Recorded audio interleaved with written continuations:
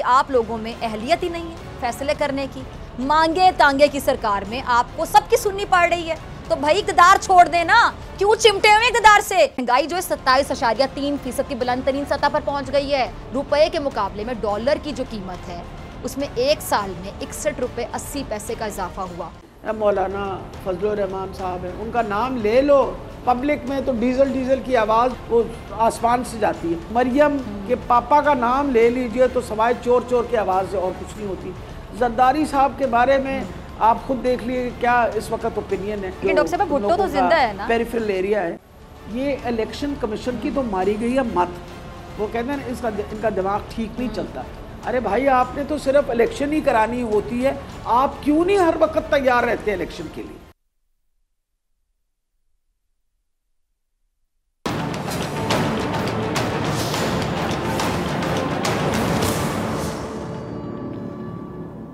अस्सलामुअलैकुम। प्रोग्राम में खुशामदी। तहरीक इंसाफ का बयानिया मकबूल। अवाम पीटीआई के साथ। इमरान खान मुखालिफिन को खटकने लगे। कप्तान को हटाने की कोशिशें।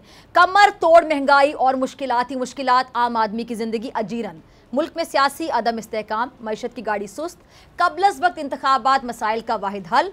और सियासी बसात पर नई सफबंदी। चंद माह में बड़ी तब्दीलियाँ मुतवक्के। अच्छा नाज़रीन, गुज़श्ता 75 बरसों से पाकिस्तान के साथ जो कुछ हो रहा है वो किसी से भी ढका छुपा नहीं है। हर वो सियासी जमात जो माजी में लंबे अरसे से इक़्तिदार में रही, अवाम को और ख़ास तौर पर इस मुल्क को धोखा दिया। अगर आपको ये वीडियो पसंद आई तो लाइक पे क्लिक करें। उन्हें ठग लिया और जमहूरियत का राग अलापते हुए चलते बने, जिसे देखकर ये कहना पड़ता है कि अब ऐसे वाकई नहीं चलेगा। पाकिस्तान की 75 साला मुख्तसर तारीख में पहली बार चेयरमैन तहरीक इंसाफ इमरान खान साहब वो वाहिद लीडर कह लें जो माजी के चोरों, लुटेरों और डाकुओं से टकराया, जिससे इन सब के औसान खता हुए। इमरान खान पीटीआई के रहनुमाओं और इसके सपोर्टर्स की हर बात को हुकूमत इतनी गौर व फिक्र के साथ सुन रही है कि कहीं कोई पहलू निकल जाए, कोई पॉइंट हाथ में आ जाए जिससे कोई नया केस बन जाए और हमें मीडिया पे आकर बोलने का मौका मिल जाए। फिर चाहे उसका हकीकत से कोई ताल्लुक होता है या नहीं होता, इससे कोई फ़र्क नहीं पड़ता। अच्छा काश कि जितने गौर से इमरान खान की एक एक बात को सुना जा रहा है, इन पर अमल कर लें और ख़ुद को सुधार लें।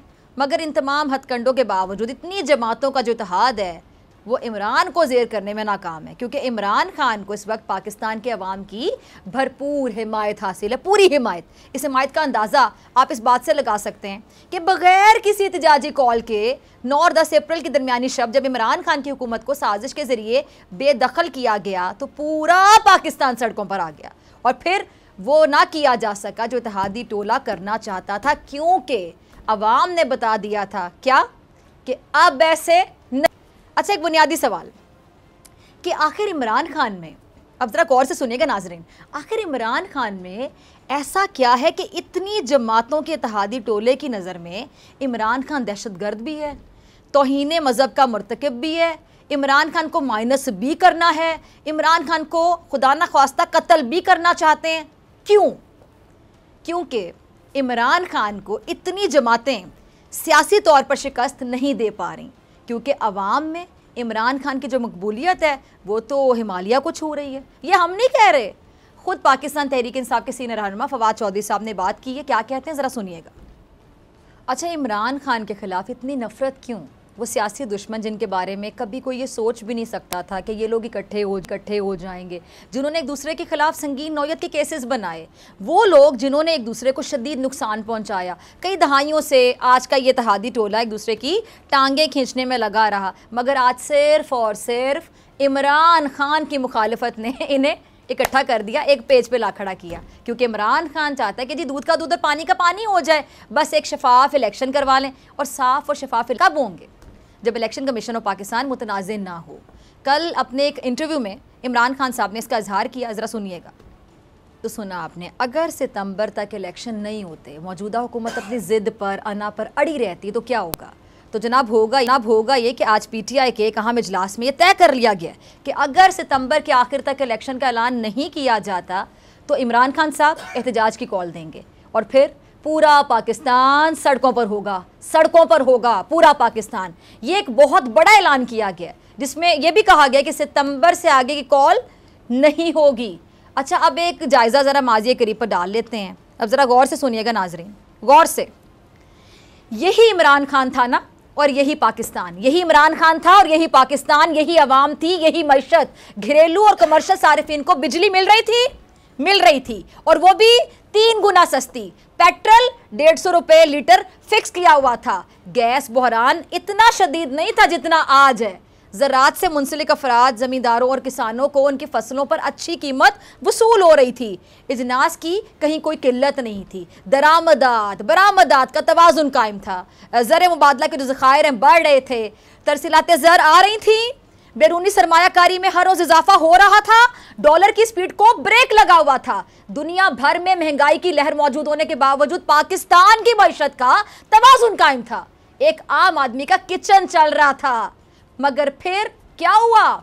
चंद सियासी जमातों के टोले ने साजिश रचाई, मिलकर वो तहरीक अदम एतमाद जो कभी कामयाब ना होती, कामयाब हो गई, और पाकिस्तान तहरीक इंसाफ की हुकूमत को घर भेज दिया गया। नई हुकूमत के नए वज़ीर आज़म साहब ने दिल पर पत्थर पे पत्थर रखे, सख्त से सख्त, मुश्किल से मुश्किल फैसले लिए। कभी बिजली के बिलों के सख्त फैसले लिए दिल पे पत्थर रख के, कभी पेट्रोल की कीमतों में बेबहा इजाफे के सख्त मुश्किल फैसले किए दिल पे पत्थर रख के, कभी गैस बिजली की लोड शेडिंग के सख्त फैसले किए दिल पे पत्थर रख के, और इन्हीं सख्त फैसलों ने मुल्क की मईशत को तबाह बर्बाद कर दिया। और फिर वो मईशत जो अपना बोझ ही नहीं संभाल पा रही, उस पर कुदरती आफत आ गई। तो ये कैसे मुमकिन था कि मुल्क सरवाइव कर पाता? और नतीजतन मुल्क की हालात सबके सामने हैं। और ये सब कुछ इसलिए हो रहा है कि मुल्क में सियासी बहरान है, और इसके होते हुए मुल्क किसी सूरत तरक्की नहीं कर सकता। और यही बात बार बार माहिरीन मईशत, पाकिस्तान तहरीक इंसाफ के रहनुमा भी कह रहे हैं। इसी हवाले से ये डॉक्टर यास्मीन राशिद साहिबा कुछ फरमा रही हैं, ज़रा देखिएगा।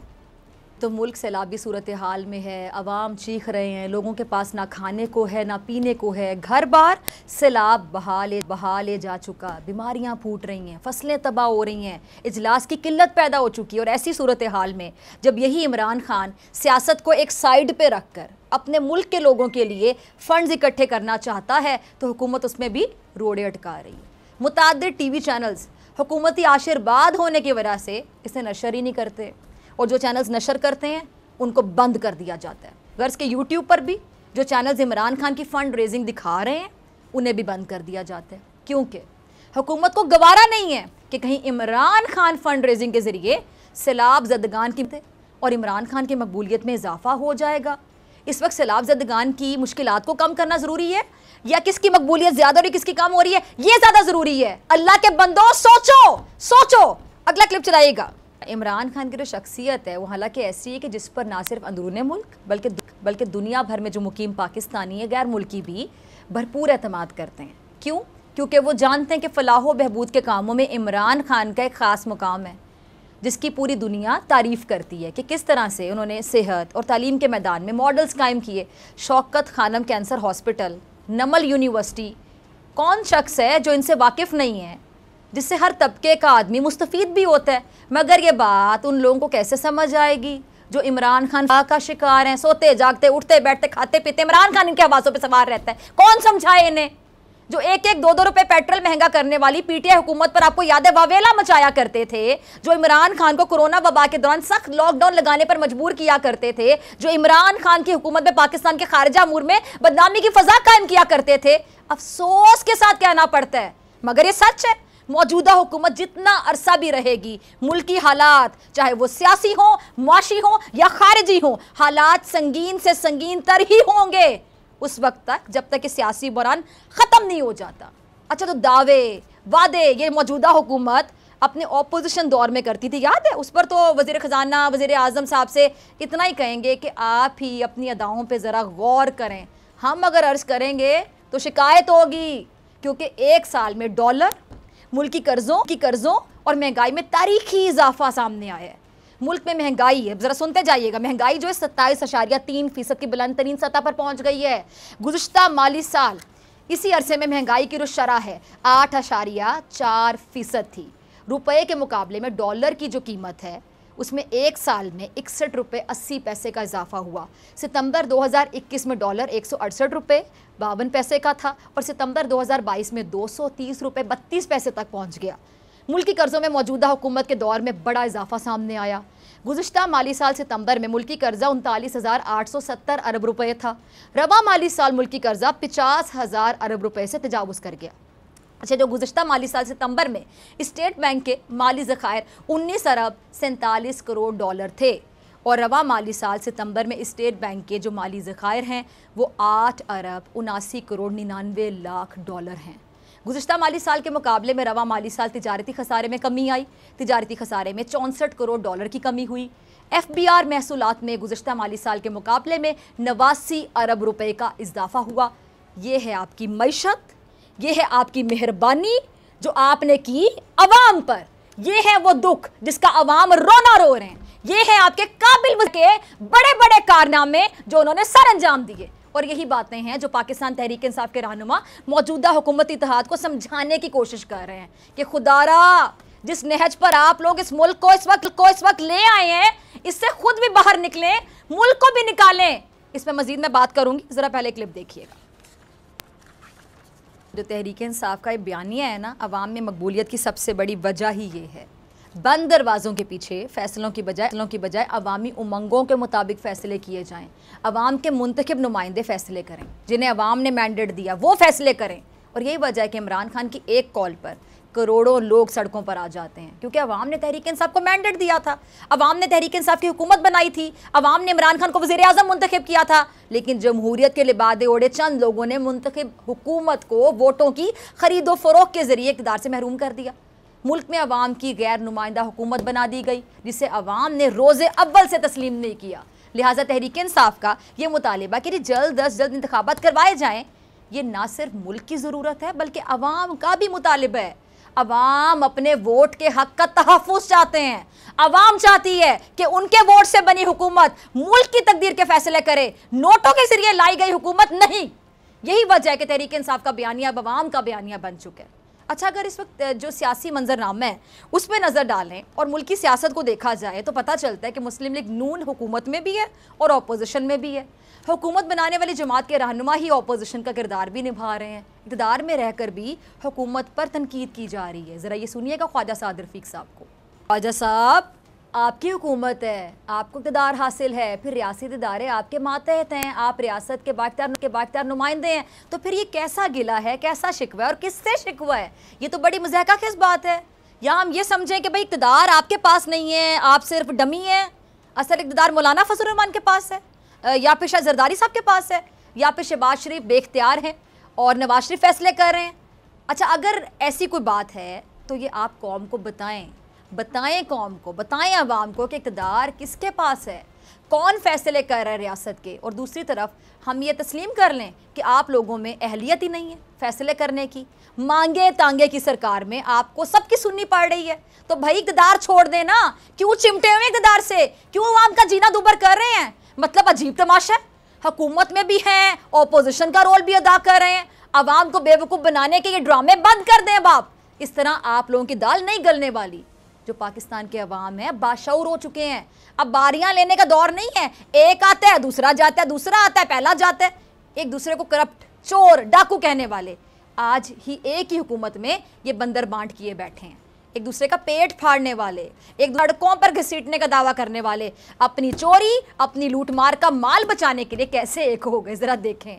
अवाम को सब नज़र आ रहा है। इसलिए जो सिलसिला है ना, ये ज़्यादा देर रहने वाला नहीं है, क्योंकि अब ऐसे नहीं चलेगा। मिलते हैं ब्रेक के बाद।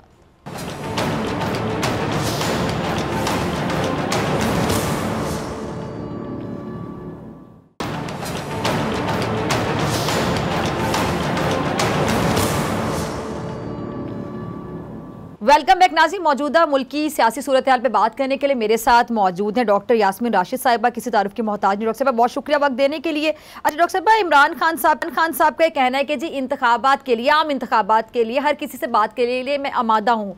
यानी किस तरफ ये इशारा है? जो ये बैकडोर राब्तों के हवाले से खबरें गर्दिश कर रही थी काफ़ी देर से, तो इसका मतलब है कि इन पर यकीन कर लिया जाए? मेरा ख्याल है सबसे इम्पोर्टेंट चीज़ तो ये समझने की कि खान साहब क्या कहने। मैं तो जब उनकी कोई भी बात सुनती हूँ तो अगर हम उसको out of reference, out of context कर लें तो उसका फिर वो बात नहीं रहती। उनका ये कहना है कि इस मुल्क के हालात इकोनॉमिकली इतने ख़राब हो गए हैं कि आप पॉलिटिकल स्टेबिलिटी जब तक नहीं लेके आएंगे, इकोनॉमिक स्टेबिलिटी नहीं आएगी। पॉलिटिकल स्टेबिलिटी किस तरह आएगी? आप जितनी जल्दी हो सके इलेक्शन करवा दीजिए। इलेक्शन आप जल्दी करवाएंगे, मैंडेट जिस भी बंदे यानी हमारे पास ना आए उनके पास आ जाए mandate, they will be then in a much better decision power, उनका बहुत बेहतर होगा क्योंकि उनके पास पूरा मैंडेट होगा।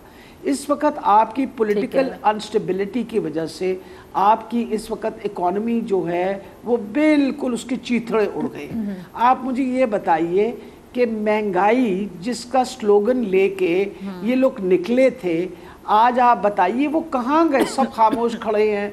वो बिलावल भुट्टो साहब जिनकी हम किस्सा सुनते थे, महंगाई मार्च, वो मरियम नवाज़, वो हमज़ा शरीफ जो महंगाई मार्च की बात करते थे, वो बस अपना अमेंडमेंट करवा के ना, उसकी नैब की अमेंडमेंट करवा के खामोश हो गए। महंगाई तो आसमान से लग गई है, आपके सामने है। तेल की कीमत बढ़ गई, बिजली की कीमत बढ़ गई, इस वक्त आपके हर चीज़ों का नरखा बढ़ के उसकी वजह से सारी चीज़ें महंगी हो गई हैं।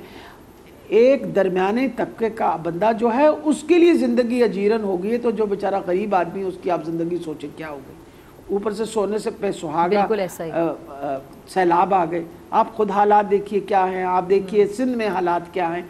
तो इमरान खान क्या कह रहे हैं? इमरान अच्छा डॉक्टर साहब इसमें एक और चीज़ ऐड कर देना, और फिर ऊपर से जो वज़ीर ख़जाना है वो टीवी पर आके रोना शुरू कर देते हैं। यानी जब वज़ीर ख़जाना भी बेबसी का नोहा पड़ेगा टीवी पे आके, तो वहाँ फिर कहाँ जाएं? अब मैं क्या कहूँ, जब इस तरह की बेबसी देखते हैं तो फिर एक जब इस तरह की बेबसी हो तो फिर इंसान क्या कहता है? इंसान यही कहता है कि खुदारा होश के नाखून लीजिए, हालात आपके बद से बदतर होते चले जा रहे हैं। आप देखें कि गुटरस जो आया था ना, अपना यूनाइटेड नेशंस का ये जो चीफ आया था, अपना सेक्रेटरी जनरल आया था, उसने आके एक बात कही थी कि हम किसी तरीके से इनके ऊपर जो कर्ज़े हैं उन कर्ज़ों को इस तरीके से एडजस्ट करें कि ये अपनी एक्सपेंडिचर करें जो फ्लड इफेक्टिव्स हैं, और उस तरीके से इनको हेल्प आउट किया जाए वगैरह वगैरह, वरना ये डिफ़ॉल्ट की तरफ जा सकते हैं। आपको पता नहीं ये बात स्टेटमेंट दी है उसने, आपने सुनी है ना ये बात। अब मकसद ये है आप अपनी इकोनॉमी को संभाल नहीं पाए। सुन के हमारे तो कान दुख गए थे जी, बहुत ही कॉम्पिटेंट हुकूमत है, बहुत ही कॉम्पिटेंट हुकूमत है।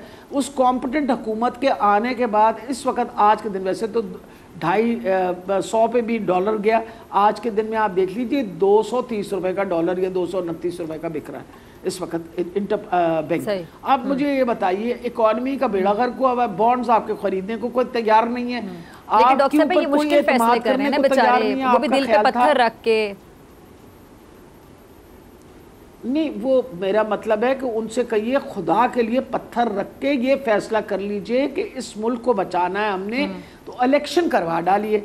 दूध का दूध पानी का पानी हो जाएगा भाई। अगर आप माशाल्लाह बहुत अच्छा काम किया हुआ है तो ये कौम आपको वोट डाल देगी, और अगर नहीं किया हुआ तो फिर मौका दीजिए। आखिर मुझे ये बताइए, फरवरी के महीने, मार्च के महीने तक को आसमान गिर गया था, खुदा न खास्ता इकॉनमी में बेड़ा गर्क हो गया था, हमने क्या कर डाला था? आपके सामने अच्छा खासा मुल्क चल रहा था, बल्कि तरक्की की तरफ चल रहा था। आप ये देखिए कि कोविड के ज़माने में जबकि पूरी दुनिया के बड़े बड़े ममालिक जो थे उनके घुटने टेके गए, पाकिस्तान के अंदर एक अच्छी पॉलिसी होने की वजह से, जो कि इमरान खान की पॉलिसी थी ऑफ स्मार्ट लॉकडाउन और इंश्योर करना कि इंडस्ट्री को हमने सपोर्ट करना है, कितना फ़र्क पड़ा। आपकी टेक्सटाइल जो है कहाँ से कहाँ उठ के चली गई।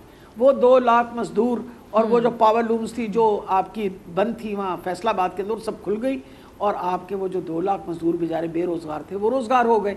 अब आपने क्या किया? ये तशरीफ़ लाए हैं इन्होंने आके, माशाल्लाह वो जो काम चल पड़ा था उसका बेड़ा गर्क कर दिया।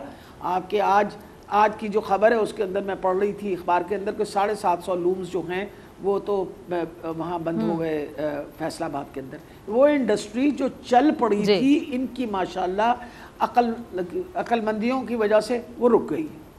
अब आप बताइए कि अगर भाई तुमसे नहीं काम संभाला जा रहा और तुम रो भी रहे हो, और तुम रोने के बाद तुम्हें ये समझ नहीं आ रही कि ये मसले का हल की, तो फिर बेहतर ये है कि अकल का तकाजा तो यही है कि आप इलेक्शन करवा लीजिए, और फिर अल्लाह ताला खैर रखे, जिसको मैंडेट मिले वो आके मुल्क चलाने की कोशिश करें। अच्छा डॉक्टर साहब, ये अब इमरान खान साहब ने भी साफ ये कहा है वाजे कि जी सितंबर में फाइनल कॉल देने का उन्होंने फैसला किया है। ये भी कहा कि सितंबर से आगे कॉल नहीं होगी। अब अगर हुकूमत ने इस बात को सीरियस नहीं लिया तो फिर आगे तहरीक इंसाफ के पास क्या ऑप्शंस हैं? देखिए, मेरा ख्याल है जहाँ तक अब तो इंटरनेशनली भी सबको पता चल गया है कि Imran Khan has street power. उसके बारे में तो कोई शक व शुबा नहीं रहा ना। मेरा ख्याल है हर जलसे को हम तारीखी जलसा कहते हैं, पिछले से बड़ा जलसा हो जाता है। चिश्तियाँ जैसे बिल्कुल अवाम बड़ी तादाद में शिरकत करती है, विदाउट एनी डाउट। जलसे का हाल देखा। अच्छा, और आपको मैं बता रही हूँ, I am actually telling you कि हालात ये होते हैं कि हर बंदे की कोशिश होती है कि उसके जलसे में पहुँचे। आपको किसी को कहने की ज़रूरत नहीं पड़ती, ना हमें लोगों को उठा उठा के गाड़ियों में लेके जाने की ज़रूरत पड़ती है। अब तो लोग खुद अपनी मर्ज़ी से और अपनी खुशी से आके और इस गर्मी में, इस हब्स के अंदर एक जोश और वलवले के साथ वो आके अटेंड करते हैं। अब इसका मतलब है कौम तो खड़ी हो गई और माशाल्लाह इमरान खान साहब ने कौम को पढ़ा भी दिया है। ये भी बड़ा उनका भला हो कि उन्होंने लोगों को बता दिया है कि एक गैरतमंद कौम और एक बेगैरत कौम में कितना फ़र्क है।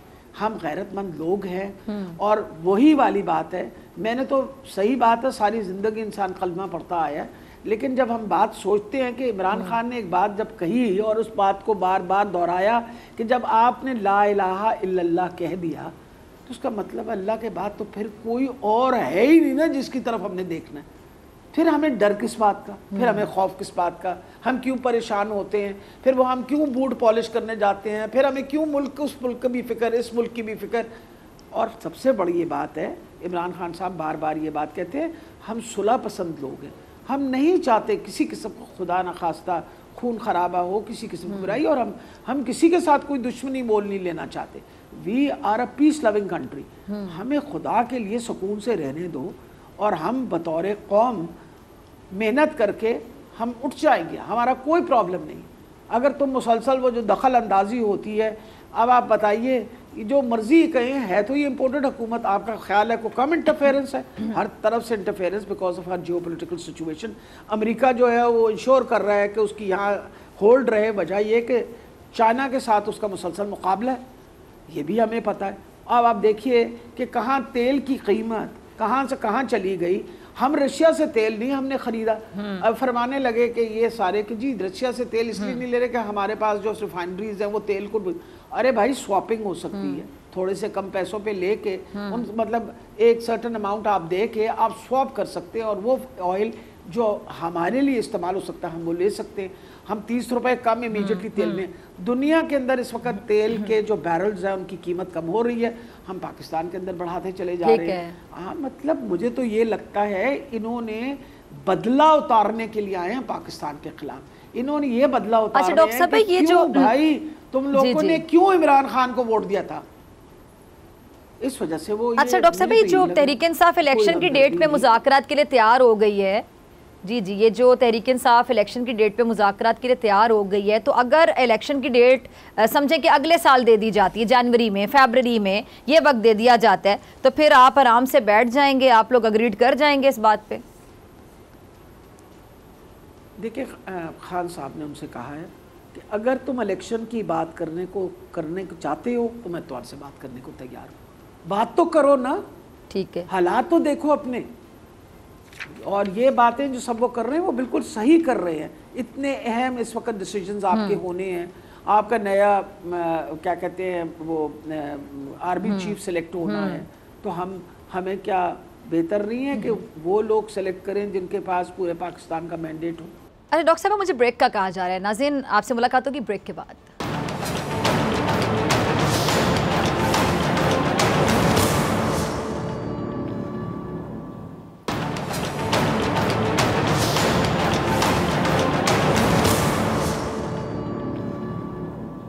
ब्रेक के बाद खुशामदीद, मेरे साथ मौजूद है डॉक्टर यास्मीन राशिद साहब। डॉक्टर साहब आपकी तरफ आना चाहूँगी। अच्छा डॉक्टर साहब, शेख रशीद साहब ने कहा है कि जी मुल्क में जो इक़्तिदार के भूखे हैं उनका जुमा बाजार लगा हुआ है और यही सूरत हाल रही तो अवाम खुद सड़कों पे निकलेंगे और मुल्क तकरीबन डिफ़ॉल्ट हो चुका है।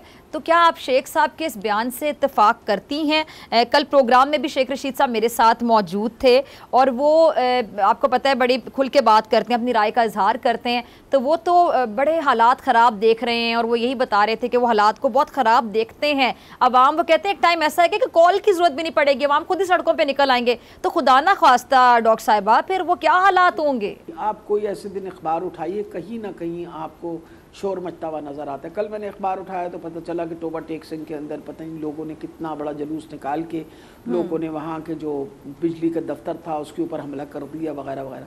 आपके सामने है, रोज़ाना निकलते हैं, रोज़ भूख से मजबूर होकर रोज़ाना निकलते हैं। आप हर रोज़ कोई ना कोई जुलूस जो है वो देख रहे हैं निकलते हुए। ऊपर से जो हालात इस वक्त सैलाब की वजह से अल्लाह ताला माफ़ रखे। और मुझे जो इतना दुख हुआ जिसके बारे में मैं चाहती हूँ कि मैं बार बार इस बात को दोहराऊँ। कल रात सभी इब्राहिम के प्रोग्राम में थी तो मैंने उनसे पूछा, मुझे अफसोस इस बात का हुआ, इमरान खान पैसे मांग रहे हैं टेलीथॉन के थ्रू उन लोगों के लिए जो बेचारे इस वक्त उजड़ गए हैं इस सैलाब की वजह से। अरे जालिमो, तुम लोगों ने उसकी बात को रोक दिया, तुमने ऑब्स्ट्रक्ट किया, तुमने कोशिश की कि लोग उसकी बात ना सुने। कितने शर्म की बात है। कुछ तो बंदा शर्म खाए। वो जो कहता है ना कोई शर्म होती है, कोई हया होती है, बंदा 2 मिनट सोचता है। आवाम से ज़्यादा अहम तो कोई नहीं है। इमरान खान ने तो जब कहा कि मैं फंड्स कलेक्ट करूंगा तो उसने ये थोड़ी कहा कि मैं पंजाब और खैबर पख्तूनख्वा के लिए करूंगा। उसने कहा जी मैं तो पूरे पाकिस्तान के लिए करूंगा और इंशाल्लाह इंसाफ से सबको देंगे ताकि सबकी हम मदद कर सके। और आप ये सोचें, सॉरी मैं आपकी बात काट रही हूँ डॉक्टर साहब, यहाँ से एक और बात समझ आती है कि अनापरस्ती कह लें, मुकाबलाबाजी कह लें, कंपटीशन कह लें, एक दूसरे को नीचे दिखाने की रिवायत है कि सियासी पार्टियां के फलां, यहाँ पे भी वो देखें वो एक बाकायदा सबूत सामने आ रहा है कि जी ये नहीं समझ आ रहा कि किस मरा कि किस मकसद के लिए इमरान खान फंड इकट्ठे कर रहे हैं। जो सैलाब मुतासरीन जो इस टाइम पे 1-1 रुपए के लिए तरस रहे हैं, उनके पास सामान पहुँचाना है, उनके लिए मदद के लिए बात कर रहे हैं वो। और इमरान खान पे लोग एतमाद करते हैं, उनके नाम पे दे देते हैं। उनको पता है कि बंदा जिस चीज़ के लिए मांग रहे हैं, इस मकसद के लिए, उसके लिए इस्तेमाल होगा। इसके कोई फ्लैट नहीं खरीद दिए जाएंगे, इसकी कोई लंदन में जायदादें नहीं खरीद ली जाएंगी। अच्छा, अब ये देखें कि वो एक कंपटीशन शुरू हो गया कि इमरान खान ज्यादा पैसे इकट्ठे ना कर सके। मतलब किस दौर में दाखिल हो चुके हैं? इंसानियत मर गई है। देखिए, मैं आपको फिजा बात बताऊं कि बेटा इस अफसोस ही किया जा सकता है। मैं यकीन जानिए मुझे दुख इस बात का होता है कि इमरान खान ने हमेशा लोगों की खिदमत की है। उनकी वालदा के इंतकाल के बाद जो उनमें तब्दीली आई और जिस तरीके से उन्होंने कैंसर हॉस्पिटल बनाया, आपको पता है कि I was a cancer, I am a survivor my self, और मेरा इलाज जो था वो शौकत खानम के अंदर हो रहा था। हाँ, आई एम कैंसर सर्वाइवर, मैं शौकत खानम में मेरा हो रहा था। आप यकीन जानिए, हालांकि उस ज़माने में कोविड का ज़माना था, मैं मास्क पहन के जाती थी, लोग मुझे रोकते थे और मेरा हाथ पकड़ के कहते थे कि डॉक्टर साहिबा आपकी खान साहब से जब मुलाकात होगी तो आपने उनको बताना है। हम जोलियाँ उठा उठा के उनको दुआएं देते। मेरी खुशनसीबी देखें कि मेरा एक ऐसा लीडर है जिसको लोग खड़े होकर दुआएं देते। मैं उसके अस्पताल में से गुजर, और कहते हैं किसी को दूसरी बीमार तरफ अगर हमारे दुआ दे माशाल्लाह दी तो लीडर क्या ऐसे बात हैं जिनको वो सड़क से गुजरे तो लोग चोर चोर के नारे लगा रहे होते हैं। अभी मुझे अफसोस हो रहा था, मैं कायरा साहब की बहुत इज्जत करती हूँ, उनसे एक प्रोग्राम में डिस्कशन हो रही थी। मैंने कहा आप चाहते हैं कि डिसीजन जो ये आर्मी चीफ के बारे में एक मफरूर करे, मफरूर है ना, नवाज शरीफ तो मफरूर बैठा हुआ है इस वक्त। हमने तो नहीं उसको मफरूर डिक्लेयर किया, उसको कोर्ट ने मफरूर डिक्लेयर किया हुआ है। मतलब हमारी सोच देखिए, हम किस तरह सोचते हैं। इस मुल्क का हमने क्या, they actually making it into a banana Republic. और हम इंशाल्लाह बतौर कौम इसको बिल्कुल उनके इन होछे हथकंडों को कामयाब नहीं होने देंगे। इस कौम ने तहिया कर लिया कि हम गैरतमंद लोग हैं, हम इंशाल्लाह खड़े रहेंगे और इमरान खान के साथ शीशा पिलाई दीवार की तरह खड़े रहेंगे। अच्छा डॉक्टर साहब भाई, ये अगर इलेक्शन का मुतालिबा फॉर एग्जांपल ये जल्दी मान लिया जाता है, कोई तारीख ऐसी दे दी जाती है, तो अभी फौरी इलेक्शन कैसे हम करवा सकते हैं? क्योंकि सैलाब की सूरत हाल आपके सामने, आधा पाकिस्तान डूबा हुआ है। मेरा ख्याल है इशिता, सबसे इम्पॉर्टेंट चीज़ तो पहले आप समझने की कोशिश करिए जो हमारे साथ बहुत बड़ी ज़्यादती हुई। आपको पता है ज़िमनी इलेक्शंस हो रहे थे, जी जी, 3 दिन पहले ज़िमनी इलेक्शन से इन लोगों ने इलेक्शन वो कैंसिल कर दिया, पोस्टपोन कर दिया। जुल्म देखें कि आप सोचिए, उस बेचारे कैंडिडेट की मेहनत देखें, उसका खर्चा देखिए जो कर चुका था, तैयारी देखिए, और इन्होंने 3 दिन पहले उसको कैंसिल करके अब दोबारा अनाउंस कर दिया, और अनाउंस किया है 9 अक्टूबर को, और मेरा ख्याल है 9 अक्टूबर को 12 रबीउल अव्वल है। ये इलेक्शन कमीशन की तो मारी गई है मत। वो कहते हैं ना, इनका दिमाग ठीक नहीं चलता ना, इनको किस बहाने कि जी क्योंकि सैलाब जो हैं वो आए हुए हैं, और उन सारे शहरों में जिनमें कोई सैलाब का निशान वो नहीं था, उनकी सारी इलेक्शनें पोस्टपोन कर दी। ये मैं आपको बात बताऊं कि ये इलेक्शन कमीशन जो है ना, इसने भी एक उल्टा, वो कहते हैं उल्टा गंगा बहती है वहाँ जहाँ का उनका ताल्लुक है। वो हमेशा कहते हैं हम इलेक्शन के लिए तैयार नहीं है। मेरे उनके लिए एक सवाल है, और मैं चीफ इलेक्शन कमीशन साहब से पूछती हूँ, आपने इलेक्शन के अलावा भी कोई काम करते हैं? अगर वाकई आपके हिस्से कोई और काम है तो फिर तो मैं आपकी मसरूफियत समझ सकती हूँ। अरे भाई, आपने तो सिर्फ इलेक्शन ही करानी होती है, आप क्यों नहीं हर वक्त तैयार रहते हैं इलेक्शन के लिए? You must always be ready for election. एक और सवाल है ना, ये चीफ इलेक्शन कमिश्नर हैं, इन पर बड़ी बार इमरान खान साहब ने, आपकी पार्टी ने अदम एतमाद का इजहार किया कि आप लोगों को एतमाद नहीं है, तो फिर इनकी सरबराही में होने वाले जो, इनकी मौजूदगी में होने वाले जो इंतखाबात होंगे, उनके नताइज को आप लोग मीनून कैसे तस्लीम करेंगे? कैसे आप कहेंगे कि हाँ ये नताइज आपके लिए एक्सेप्टेबल है? हमने तो पहले कहा है कि ये इलेक्शन कमीशन जो है, इनको चीफ इलेक्शन कमिश्नर को जाना पड़ेगा, नया चीफ इलेक्शन कमीशन आना चाहिए, और उसके मुताबिक जो सही ट्रांसपेरेंट तरीके से इलेक्शन लड़ने चाहिए उसी तरीके से। ये ने उन्हें कितनी बड़ी ज्यादती की, ये नहीं चाहते कि कभी ट्रांसपेरेंट इलेक्शन होए। आप मुझे ये बताएं, इन्होंने आते सार हमारी जो इलेक्ट्रॉनिक उसको हटा दिया कि इलेक्ट्रॉनिक वोटिंग नहीं हो सकती। वन वे टू इंश्योर कि ट्रांसपेरेंसी हो वोटिंग के अंदर, इन्होंने कहा जी ओवरसीज पाकिस्तानी नहीं पार्टिसिपेट कर सकते। ओवरसीज पाकिस्तानियों का हाल देखिए, आज मुल्क को ज़रूरत है 11 अरब रुपए उन्होंने प्लेज कर दिए, सारों ने, मेजॉरिटी ने बाहर से प्लेज किए। मुश्किल से कमाते हैं ना वहाँ, वो कोई बड़े बड़े कारोबार थोड़ी करते हैं, बहुत सारे लोग तो वहाँ मजदूरी करते हैं। They are doctors, they are engineers, वो पता नहीं कितनी सारा दिन मेहनत करके और आके प्लेज करके मुल्क को पैसे देने को, भेजने को तैयार होते हैं। उन लोगों को आप कहते हैं आपने वोट नहीं डालना, हमने आपको वोट नहीं डालने देना। वोट डालना है तो पाकिस्तान आके वोट डालो, जिनके पास है तो आप 1 करोड़ बंदे को डिस्प्लेस करके इलेक्शन के दिनों में लेके आएंगे यहाँ के, ताकि वो वोट डालें। आप ये बताइए, जो बंदे बाहर बैठे हुए हैं, रेमिटेंसेस भेज रहे हैं, आपका फॉरेक्स रिजर्व इम्प्रूव करते हैं, अपने मुल्क को हर तरीके से सपोर्ट करने को तैयार होते हैं। आप देखिए कि जब ये रोशन डिजिटल प्रोग्राम शुरू किया तो किस खुशी से उन लोगों ने इसको सपोर्ट किया, not because of anything else, क्योंकि उनको बहुत ट्रस्ट है इमरान खान के ऊपर, उनको बहुत एतमाद है कि वो कभी गलत पैसा नहीं खर्च करेंगे। और इमरान खान साहब के बारे में जब ये बात करते हैं, मुझे तकलीफ़ इस बात की, जिस बंदे ने अपना घर भी वक्फ कर दिया शौकत खानम के पास, और तो उसके पास जो भी अपनी सारी प्रॉपर्टी, उसने कहा मैं वक्फ कर देता हूँ शौकत खानम को। उस बंदे का क्या इंटरेस्ट है? उसको सवाई इसके इंटरेस्ट में कि मैं पाकिस्तान के हालात बेहतर करूँ। और जब मैं तो इस बात पे बिल्कुल यकीन करती हूँ, क्योंकि मेरी उम्र अब 72 साल हो गई है, अल्लाह जाने किस वक्त हमने जाने का टाइम आ जाना है, और हम कम से कम लंबी जिंदगी दे, शर्मिंदा तो ना हो ना कि ज्यादती देखी, जुल्म होते हुए देखा और बोले भी कुछ ना। अगर हम सब ये सोच लें डॉक्टर साहब कि हम सब इंडिविजुअली अपने अपने लिए आंसरेबल हैं तो क्या ही बात हो।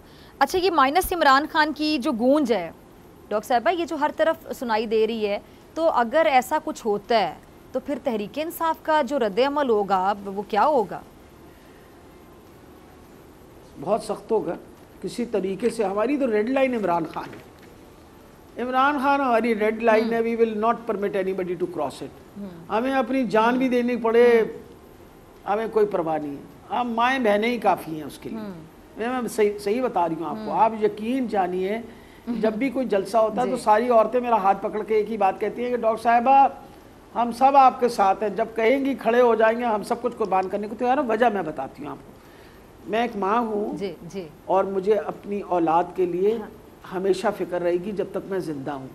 मैं हमेशा चाहूँगी कि एक अच्छा मुल्क उसके लिए छोड़ के जाऊँ।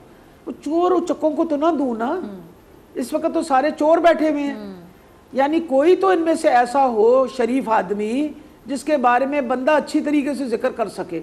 मौलाना फजलुर रहमान साहब हैं, उनका नाम ले लो पब्लिक में तो डीजल डीजल की आवाज़ जो है गूंज गूंज के हमारे वो आसमान से जाती है। मरियम के पापा का नाम ले लीजिए तो सवाए चोर चोर की आवाज़ से और कुछ नहीं होती। जरदारी साहब के बारे में आप खुद देख लीजिए क्या इस वक्त ओपिनियन है। आप देखें कि सिंध के अंदर लाड़काने में क्या हालात हैं, यानी 2 मिनट बंदा सोचता है भाई 30 साल से तो तुम ही बैठे हुए उधर, कुछ तो कर लेते उस मुल्क उस बेचारे। अच्छा, लेकिन डॉक्टर साहब भुट्टो तो जिंदा है ना, पेरिफेरल एरिया है। हाँ वो मसला ये है कि बेटा वो भी कुछ अब मशकूक सी बात रह गई। भुट्टो वो कहते हैं ना कि बिलावल, अब ये नहीं समझ आते कि बिलावल जरदारी हैं या बिलावल भुट्टो हैं, कौन है वो। पर इम्पॉर्टेंट ये चीज़ है कि दुख इस बात का है कि आप सिंध को देखें, सिंध बाकी सूबों के मुकाबले में कहाँ पीछे चला गया, जबकि कराची ठीक है जी डॉक्टर जो उनका शहर है वो it's the hub of all sorts of industries और it has been a centre of, वो कहते हैं उसका हाल देखें क्या कर डाला इन्होंने, बाकी सिंध का क्या हाल किया हुआ है। आप यकीन जाने मैं बिल्कुल गलत बयानी नहीं करने लगी, क्योंकि हमने सेहत कार्ड शुरू कर दिए यहाँ, और खान साहब ने ये ऑफ़र सारों को की थी कि सबको कहिए कि ये सेहत कार्ड शुरू करें। ठीक है डॉक्टर साहब, बहुत शुक्रिया आपके वक्त के लिए। इसी के साथ मुझे दीजिए इजाज़त, आपसे मुलाकात होगी इंशाल्लाह कल सेम टाइम सेम चैनल। अगर ज़िंदगी ने वफ़ा की, दुआ में याद रखिएगा, अपना बहुत ख्याल रखिएगा। अल्लाह ने के बाद।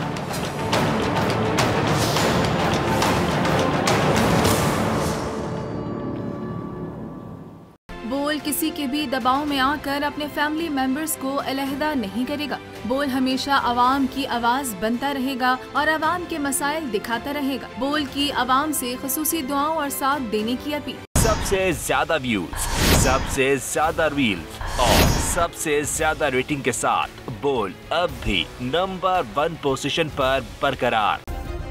सब्सक्राइब करें और बेल दबाएं ताकि कोई खबर रह न जाए।